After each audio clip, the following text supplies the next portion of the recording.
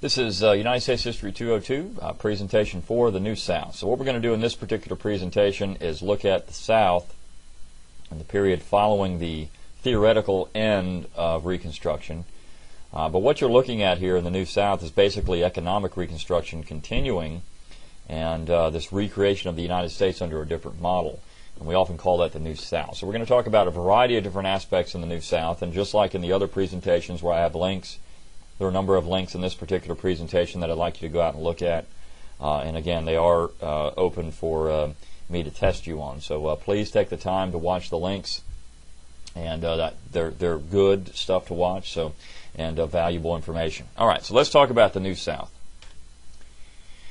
The term New South was actually implies that there was a split between the old and the new. And so the questions we have to ask are, how new was it? What changed? And the main focus of the New South is the Southern economy. So we're going to look at things like economic change in the South. We're going to look at something called the lost cause, which is a derogatory term to talk about the Southerners who were still alive, and many of the leaders of the Old South who are now writing in the New South, quote-unquote New South, and what they were saying about the South. We'll talk about the Southern literary renaissance, and we'll also look at the modern origins of modern Southern cultural icons, country music, and NASCAR. So, where did this term New South come from? Well, it actually came from a newspaperman named Henry Grady, who wrote for the Atlanta Constitution. He coined the phrase the New South in an 1886 speech in New York. And what he said here is that the Old South, which was a society dependent on agriculture and slavery, had been replaced with a New South that embraced industry, commerce, and free wage labor. The question was, in 1886, was this true? And if it was true, or if it wasn't true at that time, when did it become true? I think that you can argue that this has happened in the South. The South generally does today embrace industry, commerce, and of course, free wage labor. But when did the South become less and less agricultural? When did that shift occur? Was it 1886, or was it later than that? Well, agriculture in the South looked like this in the 1870s, 80s, and 90s. There were 5.5 million bales of cotton produced in 1879, 8.5 million bales of cotton produced in 1899. So obviously, the agriculture has not dwindled in the South. In fact, agricultural production has gone up. Now, there's a negative aspect to this. That says people are producing more and more cotton, the price of cotton will go down. So people had to produce more in their mind to get more money, and of course, that's going to create, it's going to work against them. Tobacco followed the same pattern, and the South was a leading exporter of fruits and vegetables in the United States in this period of time. So agriculture was still very vibrant in the South. The South was still predominantly rural. By 1910, only 15% of Southerners were employed in manufacturing. So Grady said in 1886 that we have a New South. We're embracing industry and commerce. Yet by 1910, almost 30 years later, still only 15% of Southerners were engaged in manufacturing. 85% of Southerners were doing something else, whether it was commerce or agriculture, which was predominantly what most Southerners were doing at the time. By 1930, which now we're looking at 50 years later almost, close to 70% of the South was still rural, compared to 44% for the rest of the United States. So most Southerners were still farmers, and they lived in the country. So if the South had embraced industry and commerce in 1886, the numbers really don't play that out. I think that you could make that argument again today. But when did that happen? I think the process doesn't really happen overall until the late 20th century. Now, what about labor? Grady said the South had embraced free wage labor. Not really after the war. In fact, the dominant agricultural system after the war was something called sharecropping. Theoretically, and sharecropping, the way it works is that someone that has a lot of land but doesn't have the labor to farm the land would essentially lease out the land to a tenant farmer, and they would farm the land, and at the end of the season, at harvest time, the landlord would get some of the crop, and the tenant farmer would get some of the crop. And that crop went back to the landlord would then be, of course, the rent. And so the tenant farmer, though, would get a little bit of the crop to pay to have some money. And that's called sharecropping. You're sharing the crops. Now, that sounds like a pretty good deal, at least theoretically, but the problem was something called the crop lien system. So under the crop lien system, the tenant would pledge to give a greater portion of his crop to the merchant or landlord in exchange for necessary items, seed, plow, ox. So at the end of this particular process, usually the tenant farmer was left with nothing, and the landlord got all of the crop, or close to all of the crop. So sharecropping was a tough situation. In fact, I mean, what you have here basically is de facto slavery again. But it wasn't just black Southerners who were affected by this. It was also millions of white Southerners. You can see that in the early 1900s, there were 8.5 million sharecroppers, 5.5 million of which were white, 3 million were black. So this was a economic system that was biracial and all over the South, but basically in the cotton-producing areas of the South. So what had happened is free wage labor didn't exist. What you had was a sharecropping system. So again, Grady was stretching the truth a little bit in 1886. What he was trying to do is get northern investors to be interested in the South and come down here and bring foreign capital, what Southerners called foreign capital at the time, northern money. Here's a map of sharecropping. You can see, of course, we are in Russell County here, and the farms in Russell County, 35 to 80% of which were sharecropped. So we had a large number of sharecroppers in this area, a large number of sharecroppers in Georgia, also South Carolina. Sharecropping again was a dominant economic system when it came to agriculture in the South after the war. Now, when you did talk about industry in the South, one of the major areas for industrial activity was millwork, textile mills primarily. And they were modeled after the mills in the Northeast, the Lowell model, Lowell Mill in Massachusetts. It was the first major textile mill in the United States. And textile mills dominated Southern industry. So what you had were mill towns popping up in Georgia, the Carolinas, and Arkansas. Phoenix City itself, the reason it's called Phoenix City is because of the Eagle and Phoenix mills across the river. And so you had the Eagle and Phoenix mills, and Phoenix City was kind of like the mill town for the Eagle and Phoenix mills. And then you had Bibb City, just kind of north of downtown Columbus. It was a separate city at one point, but it was around the Bibb Mill, and there were Bibb mills all over the place in the Southeast. It was a very large manufacturing company, but the Bibb Mill in Columbus was the largest mill in the world at one time. So you had a town pop up around the Bibb Mill. But the working conditions here were dirty, dangerous, and they employed primarily women and children. So when I say dirty, I mean there was actually a lung condition that could develop from working in mills where you breathe all the cotton dust, and it was almost comparable to people getting black lung in the coal mines, or people working with asbestos and they get that fiber in their lungs. Same thing here. So people had lung disease because of mill work. There weren't any, safety concerns. People would have all kinds of mishaps and accidents in these mills, and they would lose limbs, and it was very, very dangerous work. Now there were 161 mills in 1880 in the South, and by 1900 there were 401 mills. So, 1880 there were about 17,000 mill workers, in 1900 about 98,000 mill workers. So this is a way, in some ways, to get off the farm or get away from sharecropping. There is some speculation, and people have written about this, that one of the reasons the mills were built was to get white sharecroppers out of the sharecropping institution and get them doing something else. I think there is some merit to that. So you had a situation in the South where there was some industry, and people were trying to get white Southerners employed in something else. Even though, when you left the farm, it wasn't always such a great work either. Now, Columbus, Georgia was the model New South city. It was called the Lowell of the South. The Eagle and Phoenix mills were the largest mill complex in the South following the war. The Columbus Iron Works, which is now the Columbus Convention Center, or the Trade Center, was the largest iron foundry south of Richmond, Virginia.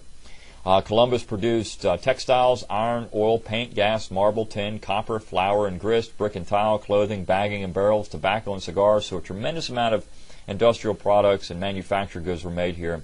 The flour and grist mill is still in Columbus, just north of the Thesis complex, between Bibb City and the Thesis complex.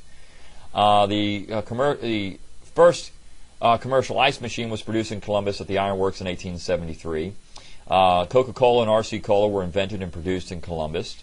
Columbus was the first city to use hydroelectric power for its mills, which was produced by the Eagle and Phoenix Dam, which is now gone. They blew that up for the Whitewater Project. And the Eagle and Phoenix mills were the first to use electricity for lighting. The largest textile mill in the world for the time was the Bibb Mill, which I talked about a little bit earlier.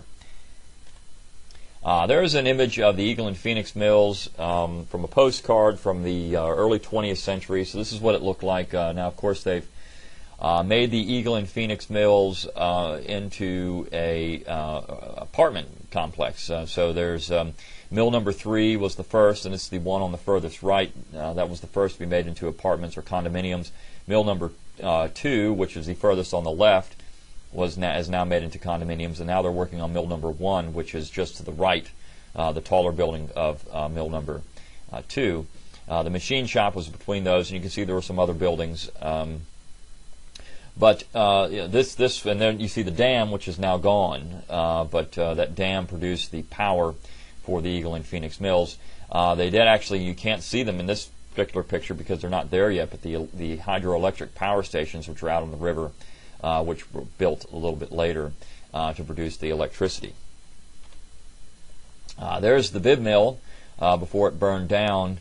Back in the around 2006 or 2007, somewhere in there. I can't remember the exact date, but that's what it looked like. Very large mill and huge building, and so it was eventually put out of business in the early 1990s, and then sat vacant until it burned down.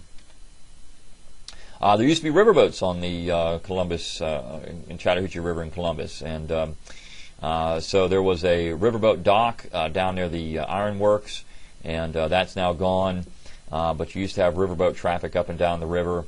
And for a time, when I was staying back in the 90s, maybe early 2000s, there was a revitalization of this. There was a riverboat that went up and down for tours, but that went away as well.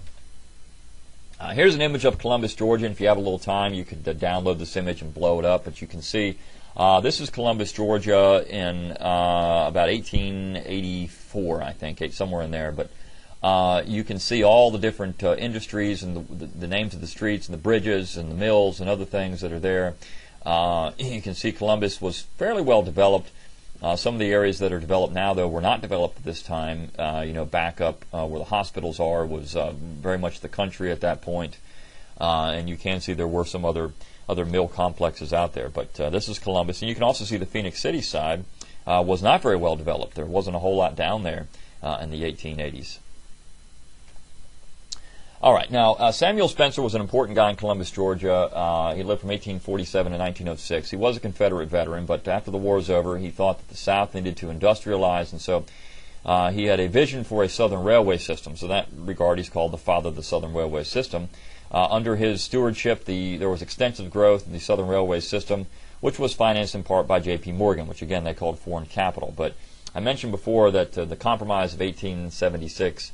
There was a part of that deal was that there will be some northern investment in the South, and this was part of it. So you have the Southern Railway System here in Columbus, Georgia native, being very much behind that. Now Samuel Spencer actually was killed in a train accident. He was on a caboose on a hunting trip, and it got hit by another train. Interestingly enough, here's a map of the Southern Railway System. There is a wonderful railroad museum in Alabama. Near Birmingham, and so they have some pretty interesting locomotives there and cars, and if you can get up there and take a look at that, it'd be well worth your time. It's called the Heart of Dixie Railway Museum near Birmingham. This is the passenger locomotive SOU 4501, which that particular green and gold color was the color of the Southern Railway System, and this particular locomotive, the steam locomotive, was the face of the Southern Railway. So these were high-speed trains at the time and very powerful locomotives. Tobacco processing was also a big industry in the South, particularly the Upper South in Virginia, North Carolina, and Maryland.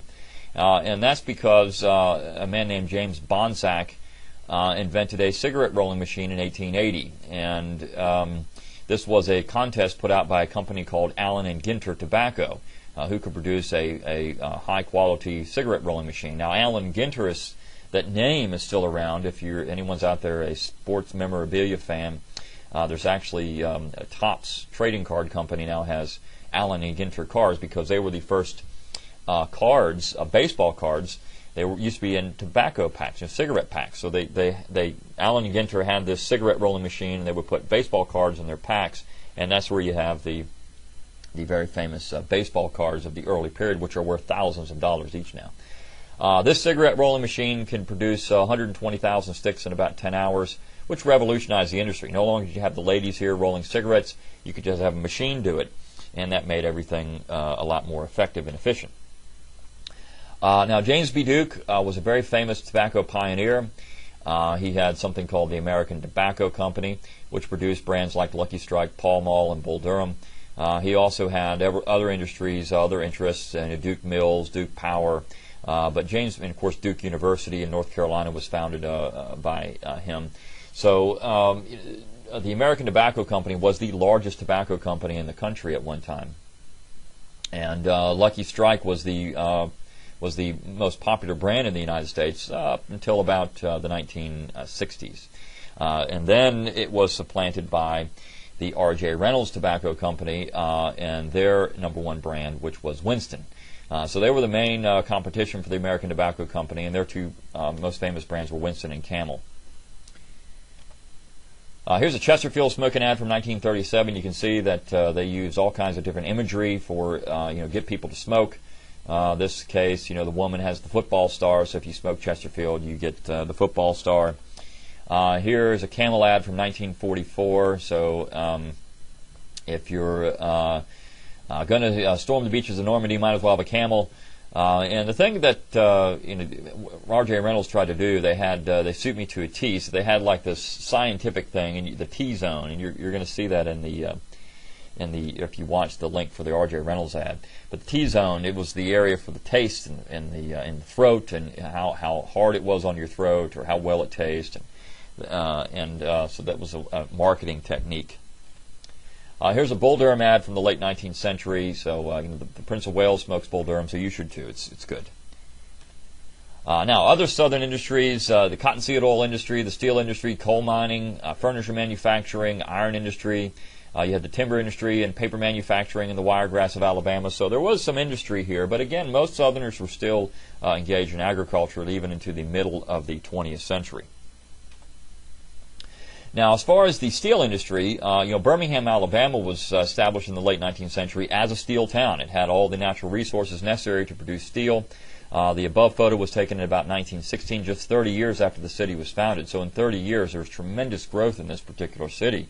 And that's because a lot of money and people moved into the area for all of these steel mills that were there. And so Birmingham, named after Birmingham, England, which was also a steel city, was the dominant steel area of the South. The Sloss furnace was a very famous steel manufacturing furnace in Birmingham. And the reason I put it here, if you follow the link, there's a lot of people that say that Sloss furnaces are haunted, and it's a museum now. You can actually go, and it's a National Historic Landmark. You can go and tour it, but they made steel. Now, I mentioned before that there was something called the lost cause, and so you had this transition potentially to an industrial and commercial society, and you had a shift occurring in terms of Southerners' attitude towards the Union and economics, society, these kind of things. But there were still Southerners out there who were defending the South and the principles behind which they seceded from the Union. And those principles, of course, limited government and what they thought was right at the time. And so people like Jefferson Davis would put down their sword and pick up their pen. He, of course, was the president of the Confederacy. He wrote a book entitled The Rise and Fall of the Confederate Government in 1881, which justified the War on Secession. And so here you have this nationalism taking place, this recreation of the Union, centralization, a loss of state power. And so you have Southerners saying, oh, wait a second here. I mean, what we're seeing is exactly what we said would happen. And so we need to defend the principles by which we left the Union because we were right at the time. Another famous book from the quote-unquote lost cause school was Alexander H. Stevens' Constitutional View of the War Between the States, written in 1868. He was the vice president of the Confederacy and from Georgia. But the best was probably Albert Taylor Bledsoe's Is Davis a Traitor, written in 1866. It was a defense of secession as a right of the states, but what he did essentially is take Northerners and show that Northerners, people like Alexander Hamilton and Daniel Webster and others, had said that secession was perfectly fine, that the Constitution was a compact early on, but then by the 1860s they had said the Northerners had said it was treason. And he points out that, wait a second here, just a little while before that you said it was fine. Even during the Philadelphia Convention and afterwards you said that this Constitution is a compact. And as a compact, of course, you can leave it anytime you choose. There are also Confederate heritage groups, the United Confederate Veterans, which were around from 1889 to 1951, the Sons of Confederate Veterans, which are still around, the United Daughters of the Confederacy, which are still around. So these heritage groups attempt to preserve the memory of the veterans, the men who fought for the South. The UDC, the United Daughters of the Confederacy, and here's a picture of a Confederate reunion in Tennessee, and here's one in Virginia, and a reunion poster in Arkansas. The UDC worked and still work to maintain the memory of Confederate soldiers, and they did this by building Confederate monuments, and you find them all over the South.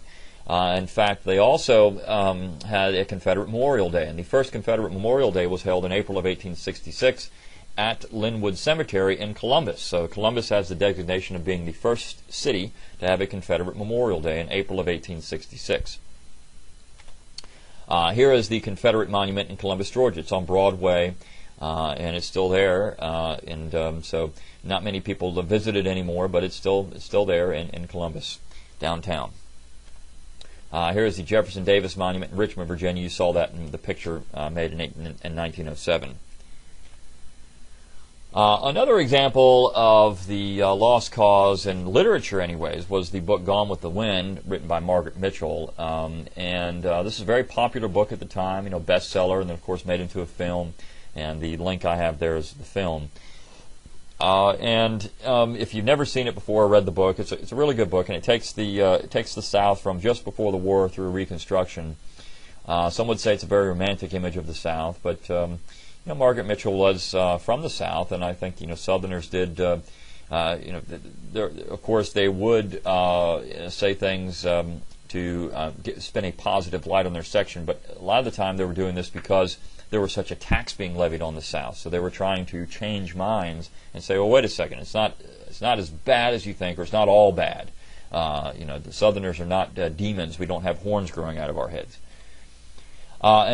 This was also part of what was called the Southern Literary Renaissance. So in response to these harsh criticisms of the South and Southern culture, many Southerners began to defend their section and their society.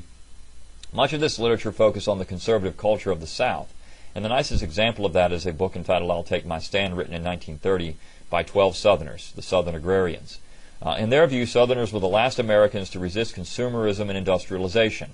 They didn't resist it all through the 20th century, but by 1930 they were saying, well, look, it's coming. We need to stop. We need to have a conservative rural agrarian order based on faith, land, which is property, and a chivalric code, which was the ideal Southern gentleman. This is what they were trying to keep that alive, which they thought was being destroyed in this process of recreating the Union.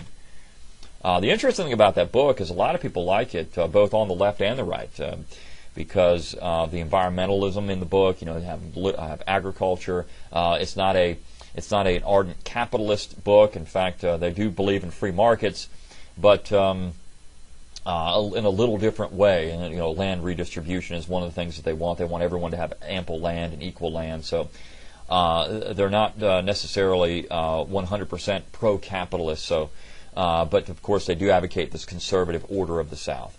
Now, William Faulkner in Mississippi was part of this Renaissance, and he won the Nobel Prize for Literature in 1949. Two of his most famous books would be The Sound and the Fury and The Unvanquished, but basically he's writing about Mississippi and where he grew up. And so a lot of people, think Faulkner was this very much a man on the left, but what he really was a Southern conservative who was talking about what the South was and what it still should be in many ways. Robert Penn Warren was one of these 12 Southerners, an agrarian, at least early on in his career. He's from Kentucky. His most famous book is All the King's Men, written in 1946 about Huey P. Long, and we'll talk about Huey P. Long a little later in the course. He won a Pulitzer Prize for Literature and Poetry, the only writer to do so, but you're probably not going to read Robert Penn Warren in any of your literary classes and literature classes, unfortunately. And there are many other Southern writers who are well worth your time that you're not going to find. Now, the country music, of course, was a big deal, and it is a big deal today, a very popular brand of music, but country music has its roots in a variety of places, most importantly the Upper South and Appalachia. So it had Scots-Irish origins, English origins, African origins with the banjo, and others would comprise an instrumental component of the music, and it was originally called hillbilly music. The first hit country tune was recorded in the 1920s, and by the 1950s, country had become the recognized music of the South, and had become a part of rock and roll. By the 1930s, you had bluegrass out there, so I've actually given you a link for the first hit country tune and what it was. This was an important musical development. If you look at music, American music, all major forms of American music really originate in the South, whether it's blues, jazz, country, it all comes out of the South. So, you need to think about that when you're looking at American music. And even when you look at the British invasion, so to speak, in the 1960s, and you have all these British bands coming over, they were all learning, they'll learn blues music first, so coming out of the South again. So the South is so instrumental in popular music. And I've given you some links here to some of the famous musicians, Hank Williams, Jimmy Rogers. The Columbus Stockade Blues, considered one of the first major hit country tunes, and Bill Monroe and the Bluegrass Boys, which were the pioneers in bluegrass music. So go ahead and take a listen to those links, just like in the section on blues. And finally, let's look at NASCAR. So moonshining was a popular profession in the South in the early 20th century, and so was bootlegging. This is bootlegging. And once you made the liquor, then you had to sell it and distribute the liquor. And distribution gave rise to moonshine runners and men who built fast, modified cars designed to evade the authorities. And so eventually what happens, you have arguments popping up over who had the fastest car. So on Sunday afternoons, they set aside the time to race in empty pastures and fields, and this gave rise to stock car racing and NASCAR. The nice example of the transition from bootlegging and moonshine running to NASCAR was Junior Johnson. He's still alive, from North Carolina. So you can see he is in his 80s. But Junior Johnson was a bootlegger, and then he got involved in racing cars, and so that's how that worked. Here's Junior Johnson at the Daytona event in 1956. And you can see there I have a link for a major crash in an early NASCAR event. So NASCAR now is a Southern cultural icon, and it began out of something else that was, very much Southern, and that was bootleg and liquor and moonshine running. So you look at shows like, the Dukes of Hazzard, which is their moonshine runners, or Smokey and the Bandit moonshine runners, or White Lightning, which was a movie back in the 50s. You have all these, shows about moonshine running. This was a very Southern institution. And now it's become a United States phenomenon. Same thing with country music. Very much a Southern institution early on. Okay, well that's the end of presentation 4, and this is the end of Unit 1 material. So go ahead and study hard and be ready for your quiz, and then we'll pick up with 5 and Unit 2 material next time. See you then.